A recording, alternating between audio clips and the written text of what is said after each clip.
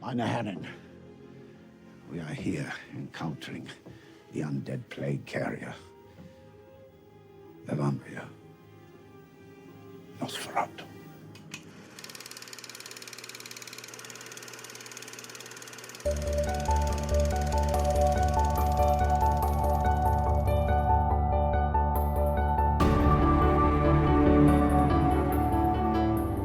Hi, I'm Sophie.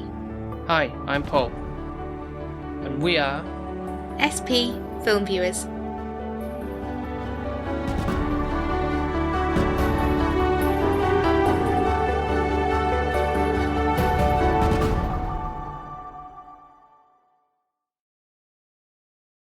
I've seen things that would make Sir Isaac Newton crawl back into the womb. That is a quote From this film. from Robert Eggers' 2025 film, for us in the UK, version of Nosferatu. And before we get into things, I want to regale you with a little incident that we had before we went out to the cinema, because that's why there's no pre-ramble kind of included in this. We didn't have time to...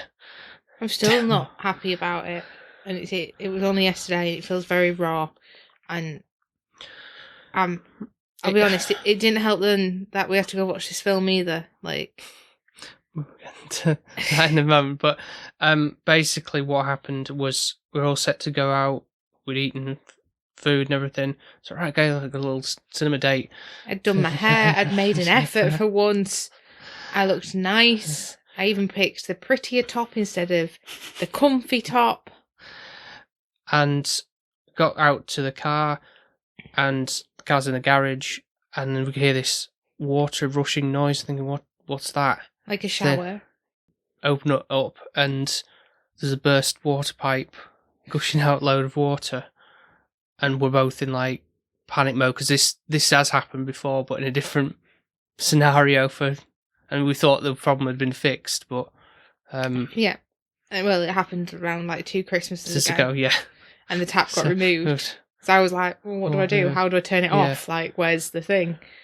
So we're fretting and running around like the chickens a little bit, and like, okay, well, where's the stop cap? That's not going to work because it's tied too tight. So that can't be the problem. And it's like, calling people up, like, what do we do? Can we have some help? I think it just needs to turn the water off. But it was like the issue was the tap that needed to turn the water off was like spewing like a. Well, no, it's not even that. The one that should turn it off, is the one in the shed. But it was so rusty because it hadn't been moved in ages that you couldn't turn the water off. So the one that stopped the flow from coming on the main pipe, we had to like get piss wet through to turn it off. And there was many times somehow, Paul, the water hose went in my face because you was twisting it, looking at it, and then it went.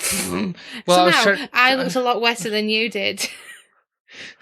Well, again, I was trying to move things out of the way, because it's like trying to leverage between the umbrella stand we have in there, and it's like trying to angle to see where it is, and it's Imagine not. If it was the other way, I did not hear the end of it. If I'd have wet you through that much, I was sopping, and then it's like, right, go to the cinema now.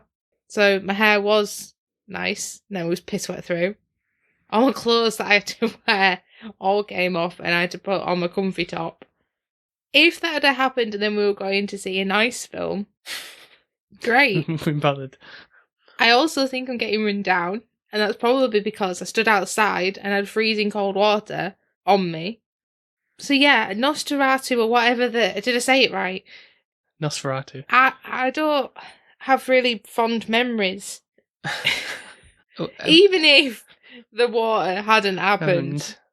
But for me, like, once you obviously got rushed into cinema and everything, I think we just got in like just as the trailers were finishing, with everything to drive out. There's annoying people that I normally don't like in the cinema. Like, why didn't you come earlier? I'm thinking, well, if I told you my tale, you wouldn't believe me.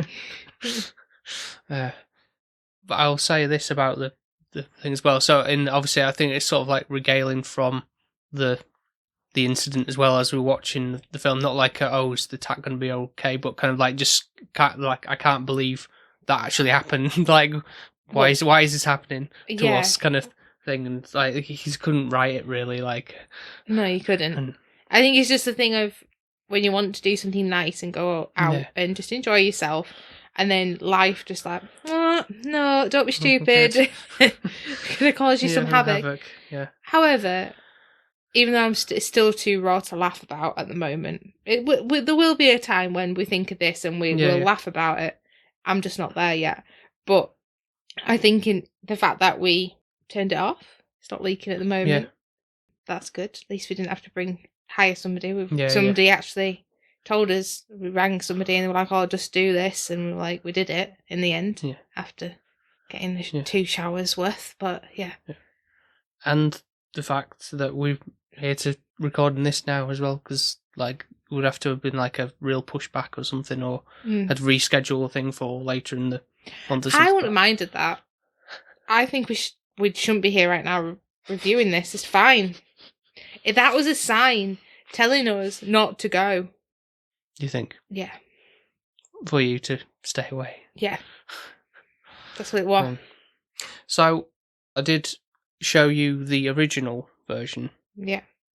1922 version. It's nice. German expression film. Yeah. I get it more like, so you kind of got the sense what the story was based on. Basically, all you did was show me a film that's already been made, like, obviously. And then now they've done a remake of it, but 10 times scarier, of a nice film that I enjoyed and didn't think too much of.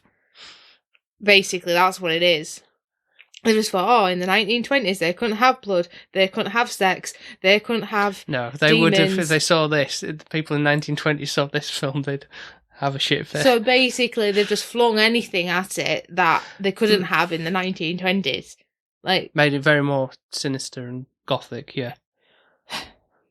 It's I can't remember in the original one how they kill the vampire. It's the same principle that happens. She has to have sex with him. Well, obviously he's so, in the original one, it's still the same thing of like, oh, she's lying on the bed and she gives herself to him, and he's so enamored with her that he forgets like to leave when the cock crows in the morning. Right. It's the same thing, and in that one, he just like, oh, sees the sun and melts, disappears, whatever, with it, fade away. I don't feel like that was portrayed as grotesque, like, as long, like, with that, like, scene. Like, it didn't imprint me, like, as much as this one, where he was, like, biting into it and making noises and all of that. And I just felt actually physically sick with the thought of her sleeping with the demon. Like, I don't think I felt that way in the 1920s film. Well, no, because they never would have got away with that. It was very mild. It wasn't like a... Yeah. You didn't really see...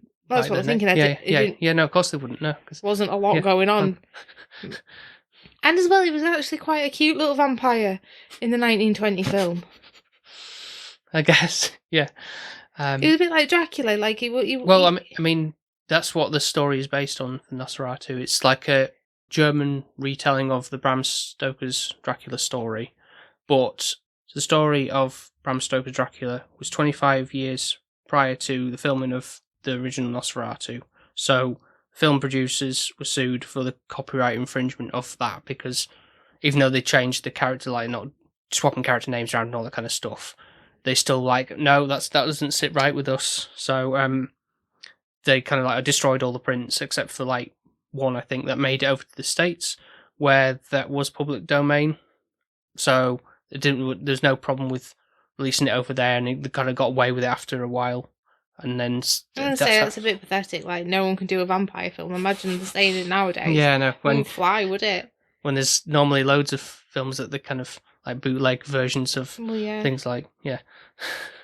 I think for me though, like the vampire in the new release, is more like a demon. He's very grotesque. He's very and he's more, I don't know, just his breathing.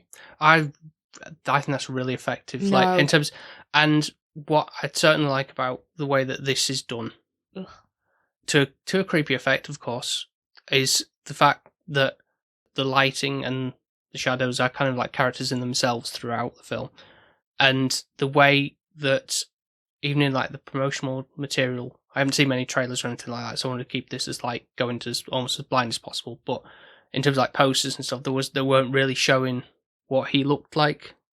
Predominantly throughout the whole film, they did a great job of like keeping him concealed in the shadows and everything, so you don't really get a true vision of him until like the absolute like very end almost. And so that kind of mystery about him and just like that, like so like he's kind of made to look realistic, but not, if that makes sense. Like, why is he grey and doesn't get any sun? Well, yeah, no, how can he? He's a vampire. Yeah, but every other vampire is just a bit pale. Like, he's like this weird grey off colour. He's not just like the palest of skin. Why is that a problem for him being grey and white? Isn't really like. I think it just makes me feel like he's just not an actual human. Well, no, of course he's not. He's a. No, but like I always associate a vampire like they look human-like. Yeah, they just have pointy teeth and pointy ears or long well, he does have long fingernails, but everything else about him looks like a demon. Like he looks bigger.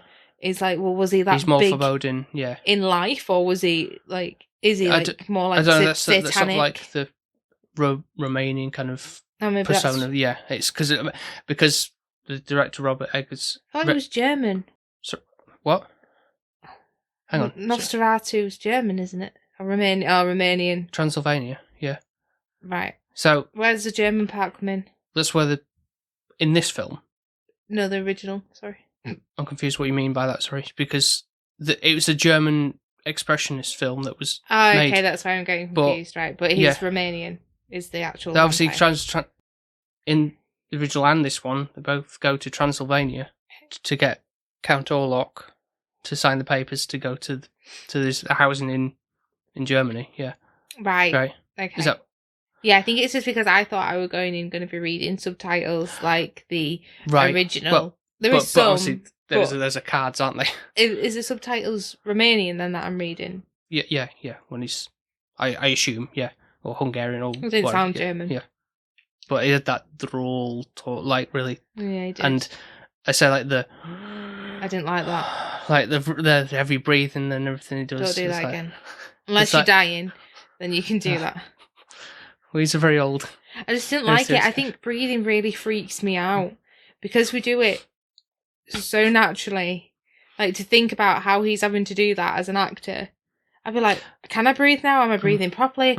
Like, don't think about it. But apparently that's the actor Bill Skarsgård doing the voice and everything. Had training to put it on that deep voice and that heavy breathing effect and everything and stuff. That's not like any effects going on or anything like that. So it's impressive, but I just still don't like it. But I was just saying the fact that Robert Eggers, who's directed this film, he's very much meticulous in his like research in like what would like the dress code.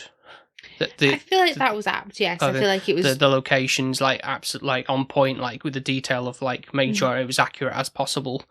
To be fair, it was a like for like film, apart from more sex, grotesque, and more blood and gore. I would say to the point of where the first bit shit me up, and I was like, "What the hell, Paul?"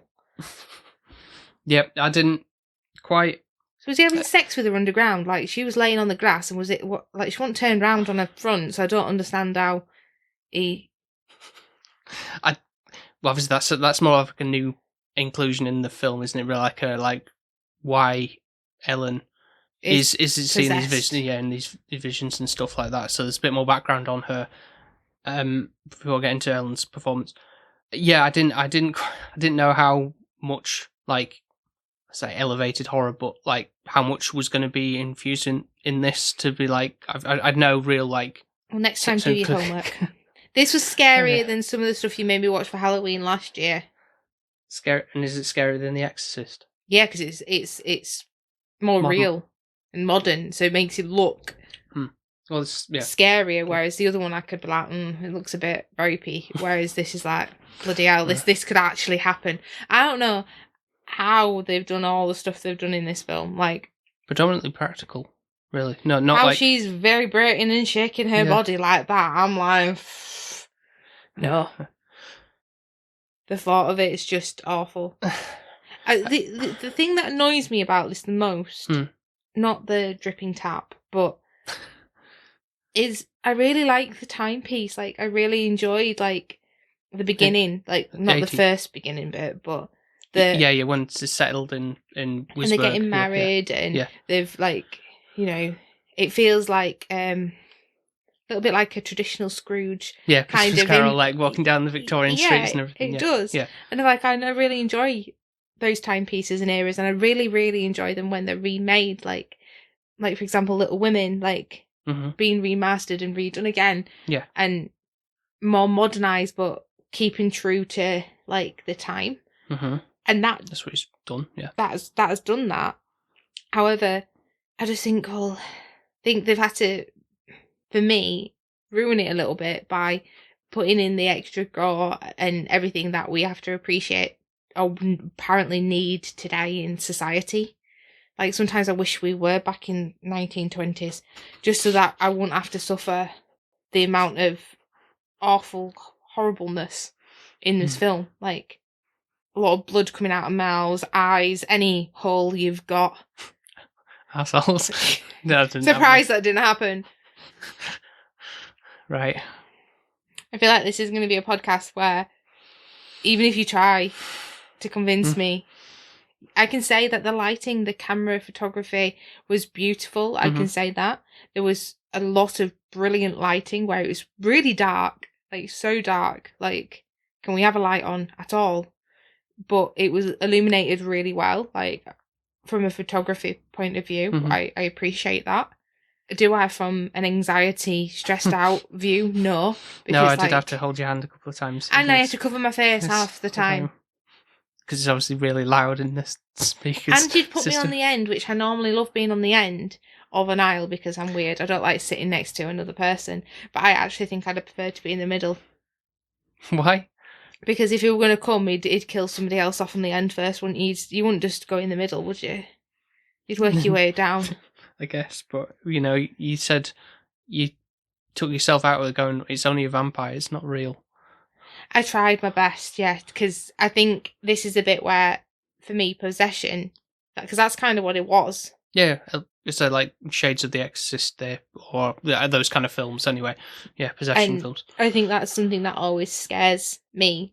It's because, like, well, what can you do? Where, like, a vampire, normally you can put a stake through its heart and it can die. Like, that's how Well, that's normally if it's in a coffin lying down. Yeah, it's not going to stand there going and let you do it, is it? Oh, like, just sunlight and that's it. Yeah. Like, to be fair, why didn't she just call him later? Like, and then she could have just, like, flirted with him a bit and teased him until the sun came out instead of having to sleep with him. She could have still done that. You can't really say that because, like, what is he going to be clock watching going, well, it's a bit late in the day to be, or in the evening, rather. No, because if he knows he's going to get it, it's any typical man, they're going to wait out for it, aren't they? Like, I think I just don't like the whole idea and concept for it. What didn't seem so bad when the 1920s. Like, I think it's more, in this one, definitely more about, I don't know, like, sexual trauma or repression. Really, like, heavy on that, I think, really exploring that a little bit more with that. And with Ellen Hodder's character, Lily Rose Depp, who we've only really seen from briefly the TV series The Idol. So I was kind of a bit nervous when she was cast for this and thinking she's not going to really, how is she going to pull her weight? But honestly, she really does. She's probably, well, she's the main star of the show, really, if anything, more on Carola. And with her, like, story at the very first bit at the beginning when it's, like, really set up for the sort of the trauma that's going on with her, like something's happened in the past, really.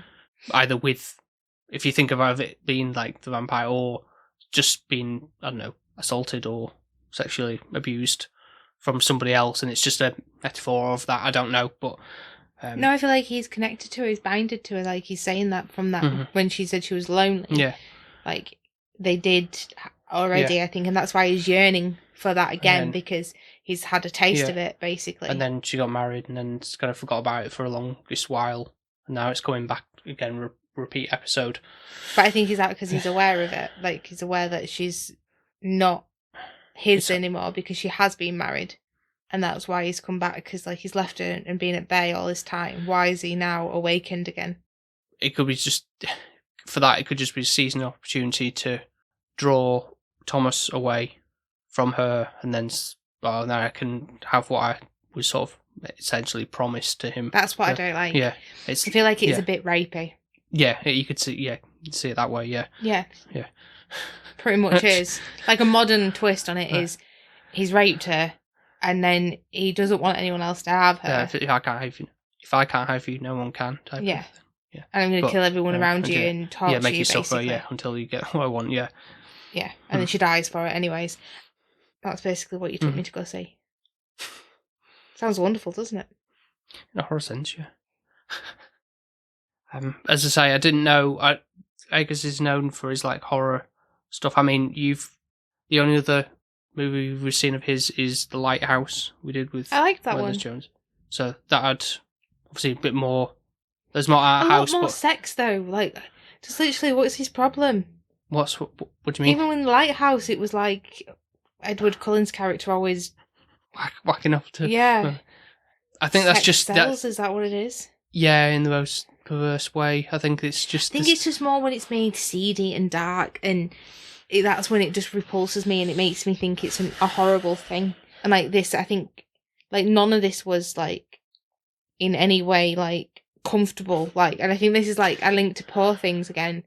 Mark Ruffalo's character's grooming her, and it's just a really uncomfortable like watch to see. Like, because obviously she's a child and he's sleeping with her, but yes, she's in a grown body, but it's still just that this fine line of pushing boundaries. Yeah, and I think this is doing the same. Yeah, and if nothing else, it's making you feel something, even if it's in a repulsive way or a shocking and I think way. That's the thing. Yes, it is. So it's doing its job, but do I want to feel that way? That's the other thing. Like, yeah, and this is where I think, well, you quite enjoy that. Maybe your life isn't that traumatic that you like a little bit of that in a film, but I'd rather not. I mean, I think it's more just I'm seeing it more as I'm gonna say taking it as face value, but of what like the story of or legacy of what vampires are about. They are normally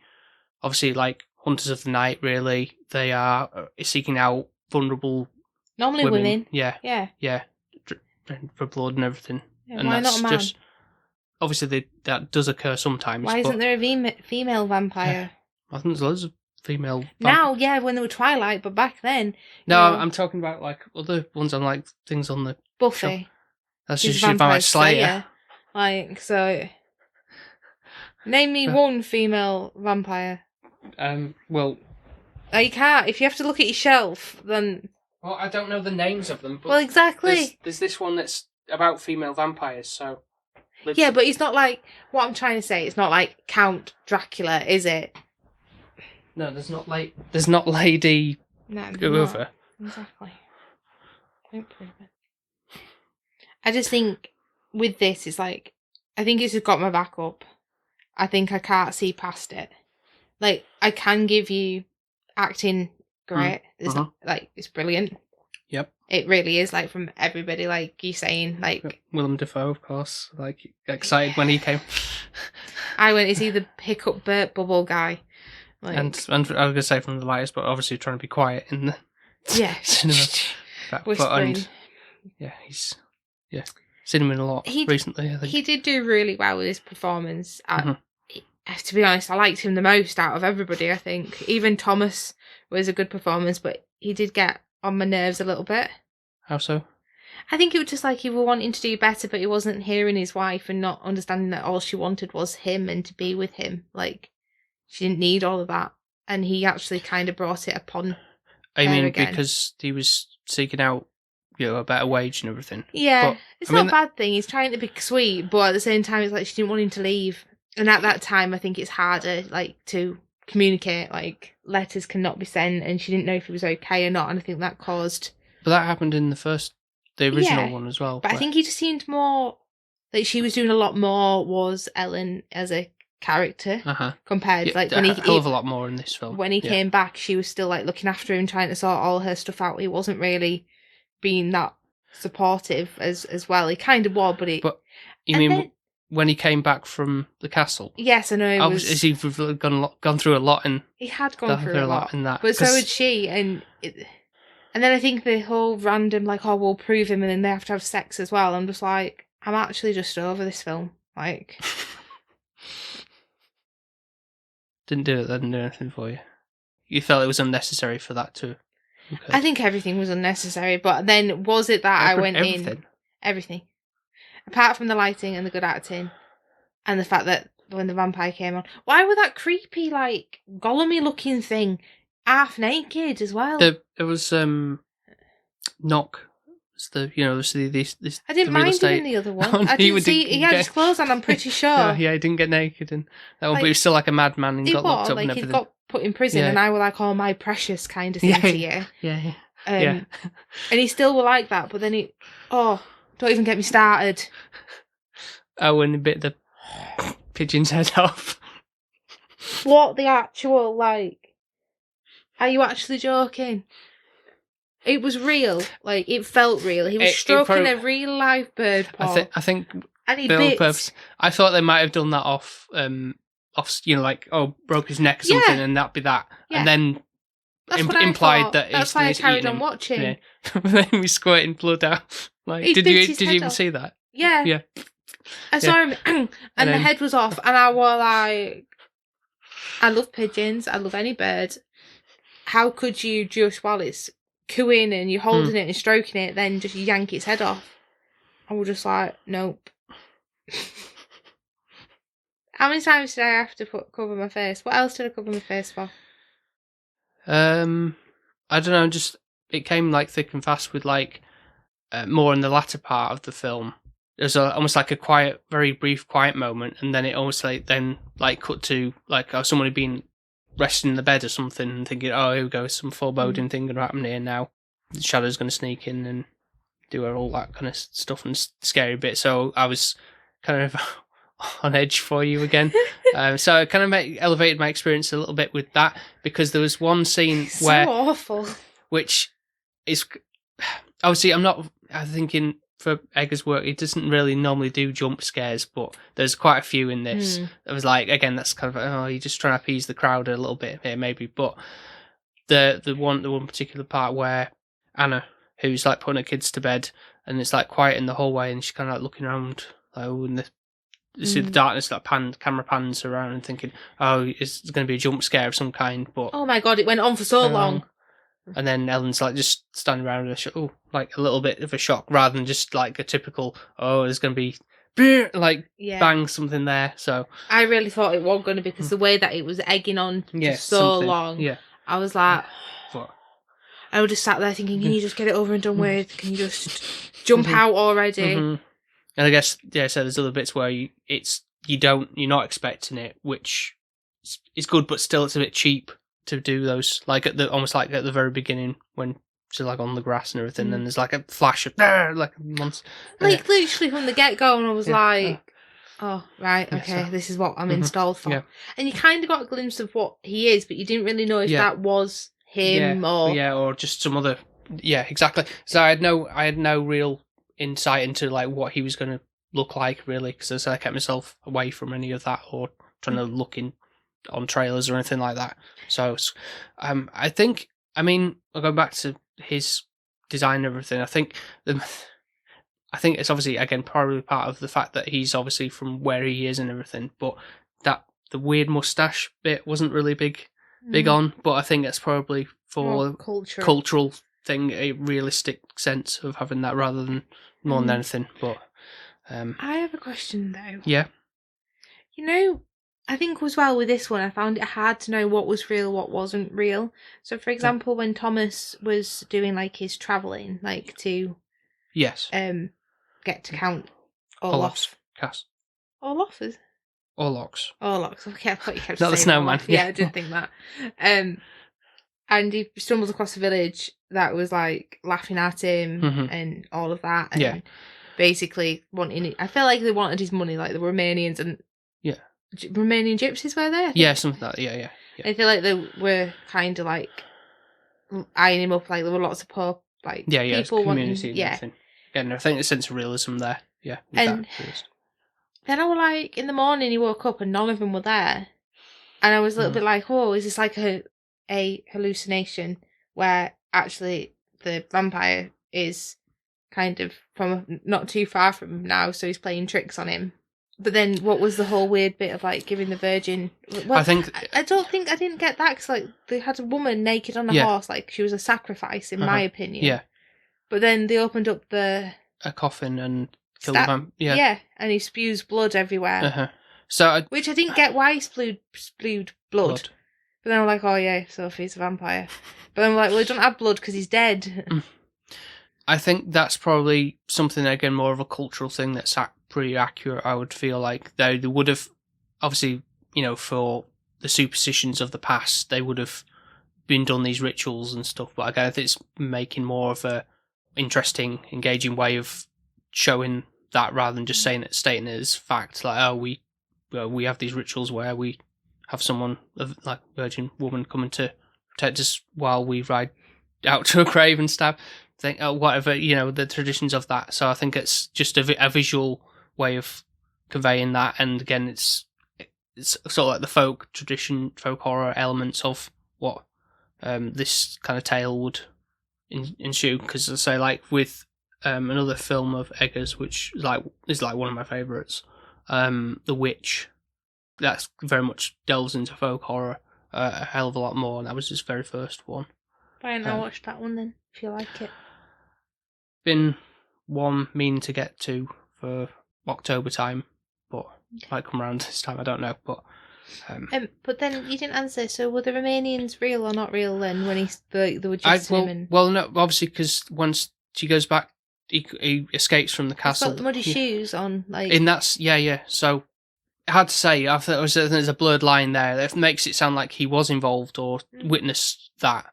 But obviously, when he wakes up in that situation, there's nobody there. Don't know where they've gone, but they come back later because they kind of like help him get back on his feet. Essentially, after going, obviously jumping down the river and into the river. The nuns do. Yeah, and all that kind of stuff. So I think that's the thing with this, because obviously there's a lot of, like, say, blurring lines between reality, but I think that's to great effect because obviously hallucinations and hysteria and all that kind of stuff is playing a part in the story as well. Because I didn't know a vampire did that though.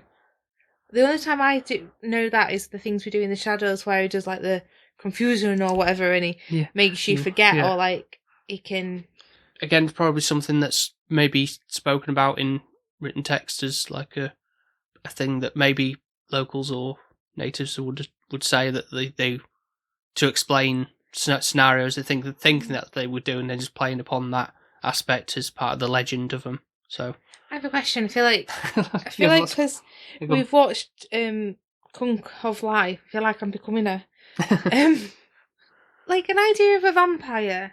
Like, don't you think sometimes, where do these things come from? Like, who thought of them up? Yeah, right. There's going to be a vampire, and is there some reality into it? Like, where did the name vampire come from? Well, it was vampire is the old term, but the Nosferatu is I don't know if it's where that's semi-originated from, but it's supposedly the Romanian translation for vampire. But vampire is more like a German word, so it's more like obviously like the European like folk tales and stuff. But I don't really know the answer to who first conceived the idea of there being somebody who creeped around at night sucking blood. But yeah, other than Bram Stoker, who made a story out of it. But I have another question. How do you think this film would have ended if Ellen just killed herself? Like, then everyone would be doomed. Then do you think? Yeah, because he didn't get his satisfied ending. He wanted to murder everybody. It would just again. I think that the fact that he is also like the bringer of the plague, essentially, you see, with all the rats in the boat and everything, that he's also like a humanized metaphor of that, as well as the fact that there are rats on the boat that he brings with her from another country and all that kind of stuff. So, and lastly, Yep. So you know Ellen's friend and the one with the 2 daughters? Yeah, and Friedrich. So what happened? How does he die? Like Who, Friedrich? Like I know he goes to, like, obviously Ellen's friend, is it Anna? Anna, yeah. She passes away, and obviously it's to do with the vampire. Yeah. And so with the daughters. And I think that's when Friedrich's like, well, I've lost everybody I cared for. Yes. And he kind of going a little bit like stir crazy at the point because he's in denial for so long. Yeah, he's the only one who's like, I'm the only one who thinks this is all ridiculous and everything like that throughout. Like, yeah. But then he goes to see their like coffins. Yeah. And he opens up Anna's coffin, but then I'm like, he dies. But I don't really know if it's the plague or if it's what it is. That I'm not so certain on for this first watch. I don't know if it's just he just killed himself or whatever, to be with them. Just like, anyone would if you're in that traumatic state, really. I guess. Yeah. So basically, the long and short of this film is Ellen has sex with a vampire when she's a lot young, and he gleans against her will. Yeah. Somewhat, but she asks for it in a sense because she's lonely. So he takes it as, oh, well, that's what you want. And then basically it's a pursuit to get have some sex with her again. Poontang, yeah. And just kill everybody in hindsight along the way. Yeah? Yeah, if you want to put it as blunt as that, yeah. And then the other one would be Poe Thomas just wants to grow a family, get a career, like everybody, have prosper and, have a home and healthy income. And basically he got shot on.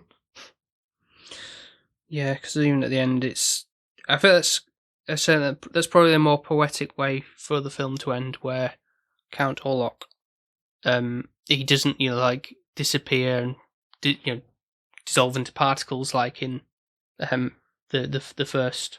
What? Because he bleeds and. Well, yeah, he's more like just a physical corpse then, isn't he? He's just a husk. Yeah, but it is disgusting because the way that his eyes start bleeding on her and like his mouth and everything, and then I don't know why does she die? Is it because he's biting her? Yeah, that's her sort of sacrifice, and she's too far gone. Which I know you said does that happen in the first film when you ended? But I think looking back on it, I think that she does actually. It's the same outcome in the original one, but it's just obviously not emphasized the same way. But because it's not as clear, but it does happen. I always initially took it as like, oh, she's fainted, and it's like, oh, thank God that's over, kind of thing. But obviously, they don't really exclaim that in the silent thing as much, really. No, so it's harder to your own interpretation, really. But I think the only thing for me with this one is the way that they pan out, and you get a full naked shot of the demon, or vampire. And then her with her legs wide open and blood everywhere. It's just on the sheets. It's just a bit grotesque.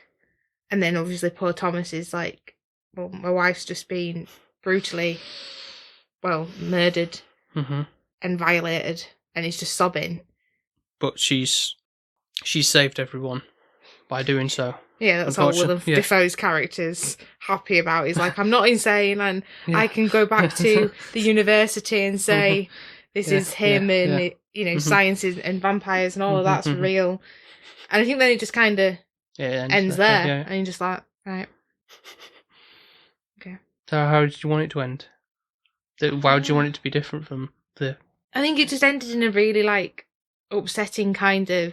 they're meant to shine on, oh, she's a hero and she saved everybody. But at the same time, it was just it doesn't look very... hero-ish, apart from some sunlight coming in. That's it.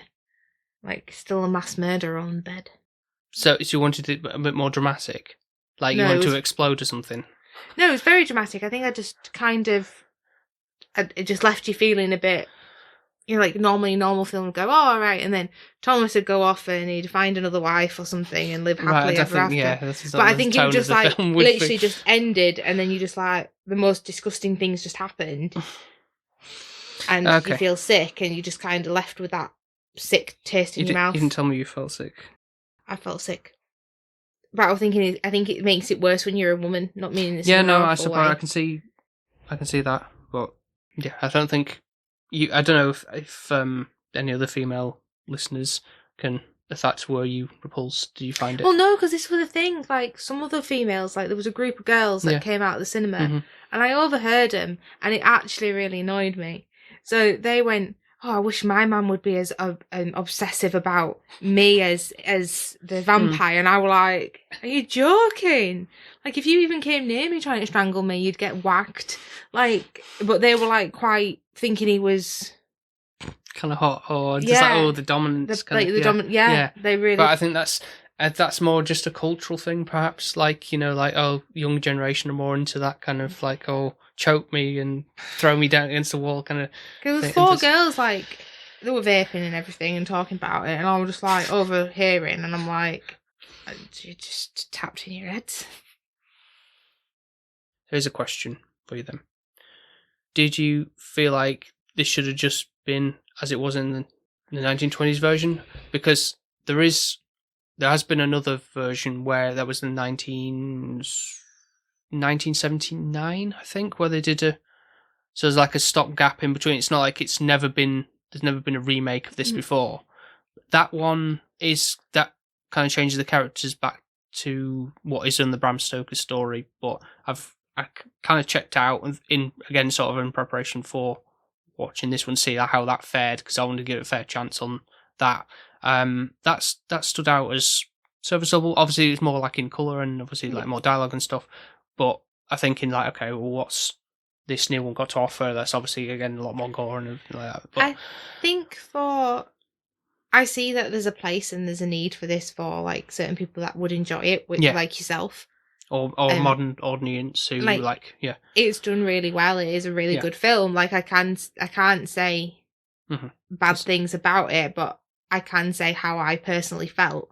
And I think, would I think it needed to be remade? Probably not personally for me, just because I liked the 1921.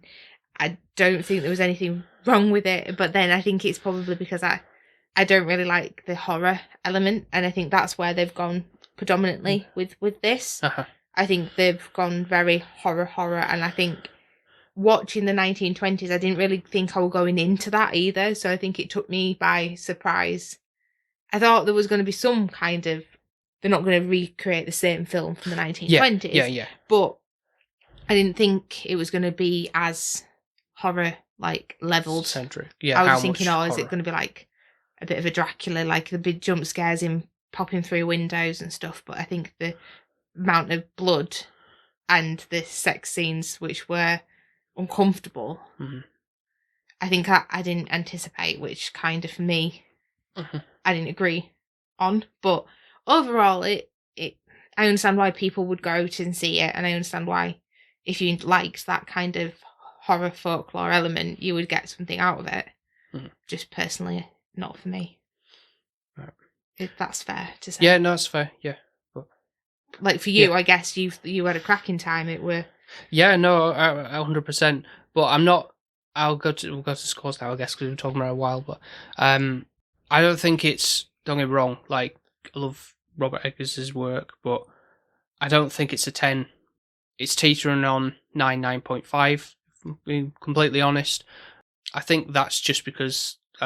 So much respect for The Witch and The Lighthouse in terms of his film. He's only done 4 films. But then, to be fair, if you rewatch it, that could change possibly. Yeah, it totally could in time. But visuals absolutely like striking and attention to detail on point. Everything like that. Just like again, you could take a frame from it and have it as a print on the wall kind of thing. That kind of thing. The atmosphere, like I said, about the dark, the light, not revealing the monster right off from the get-go as such, like you keeping him in the shadows because he's a mysterious character, and the voice, it's just just like, even like I say, from the get-go when we first shot in the film, and are getting like sort of like goosebumps and everything like from it in a good way, maybe not in the way that you did, but and I think like everybody played the part excellently, right? All the cast and everything like that. Would the thing I would say is the drawback, because it was quite a long, like 2 hours 15. I felt the drag more at the back end, but maybe that's because I'm thinking, okay, you got the build up to the castle and everything like that. You got to do a bit more background on that. And then when he's kind of like come over on the boat, I'm thinking, right, okay, we should be wrapping up fairly soon now because I'd shown you the 1922 version, and I know in the story how the story beats go in that. Thinking, okay, we're getting to the end soon, but I feel like that was kind of like, I don't know, that felt a bit dragged out at that more bit. Prolonged, wasn't it? So that's a minor criticism, really, but that could change on a repeat viewing for that. But because I'll be honest, I did clock watch at that point. I was like, I'm sure by now he would have, this should be wrapping up, and it's not. Yeah, but it's more like we'll give you 3 nights or something. Yeah. Okay. Like Scrooge. Yeah, you're haunted by 3 spirits. Yeah. Guess it's in one night though, isn't it? That the 3 spirits. Yeah. So I will give, to clarify, I will give it 9.5. So what's your score? You can go. Don't be afraid to tell if you say you didn't like it. Just go for it. Obviously, you've got really valid points with what you've been saying. There was one scene I quite liked when Thomas is going obviously towards the castle, and he's lost his horse and is roaming the fields, and then he's walking down this like really isolated street, and the lighting's beautiful with like just highlighting the trees and himself as a silhouette, and then you see like this like carriage coming. It was really good. Yeah. And obviously the horse is like, he gets really close and looks like he's going to get hit by them, but then the shot where the door of the carriage just swings open, and then Thomas walking towards it, so like they're shooting through the carriage. And it the framings, it's beautiful, and it's like so cleverly done, and you're like, okay, somebody's really thought about how they want that shot to be, and it's come out great. So I can highlight things that are good from it, like that straight away. Like if you said what shot comes to mind, that would be it. Like which obviously from the 1920s, I won't be saying any of that, not meaning that in an awful way, but it's. Yeah, so maybe the shadows on the wall kind of thing. But that's the most striking thing that comes from that film, if anything. Yeah. And I think for me, like obviously the acting in this is a lot better than the 1920s. The speaking, but they're not being over exaggerating or anything like that. And not that I would give the 1920s like a high score. Like it's not something I'm gonna. Neither one be like, I'll really want to watch again. Like, I don't mind the 1920s, I would put it on, but it's not like a Singing in the Rain 10 where it's like, let's just put this on. What would, if you were to just briefly, it's interesting to know, what would you give that one? It'd probably be like a 7. Okay. Right. It's just alright, isn't it? You're going to laugh for everything. I've logged it down as like a 9. Okay. On Letterboxd for me. Okay. Again, that's more of an appreciation for like what it is of a time capsule of the time and how it's influenced a film such as this. But anyway, sorry to go on to this version. So sorry. I'm just going to rip the Band-Aid off. Yep. I'm being generous. I think I'm being generous. It's a 6. It's not completely I thought you were going to go lower than that. No, because I can't, because I've just described a really good shot, and the actors cinematography of it are great. Like how you make your body ricochet like that, then great. Fair play. There is some good aspects about it. The dialogue's good. Yes, it's a bit long. I just don't like the vampire. I don't like the gore, and basically that's just why it's scored lowly. It's just because I'm not into that kind of stuff. No, like if you are and you want someone to dominate you, go watch it. Like if that's your thing, enjoy it. Like I think it's just not something I'd want back on my radar. I did actually think I was going to go to bed and have nightmares. Like I felt so guilty at the end of it. I was thinking, oh God, I didn't really realise how intense this was going to be. Really, I thought it would just be like, I can't believe I actually managed to squeeze in like a horror film at the beginning of the year. Honest, with the tap and everything, and then the drive home, I think I was the most quiet I've ever been, because I was just like, are you actually What's joking going on today, this evening? Yeah. Like, is someone just pulling a massive prank on me and I'm just not aware of it? I can only apologise for that, but I do thank you for letting me go see it and for obviously talking about it, because I think this probably a good episode to listen to. It's always when it's a good episode when I get upset or annoyed or because most other people like me will be like, oh, it's, high praise and everything like that. And then Sophie's again, you're just the you tell it how it is. You like how your feelings. That's not a bad thing. You're allowed to speak your mind on things, and I can understand where you're coming from with how the base point of the story is. Thanks. So I'm not like dismissing that, like, oh, were you talking rubbish or anything like that? That's not the case at all. No, it's true. Everything I'm saying is actually valid. true. It's valid. Yeah. It's not like it's not, but it doesn't take away that it is a good film and they have put some effort into it. So that's why I have to give it a 6, I guess. Okay.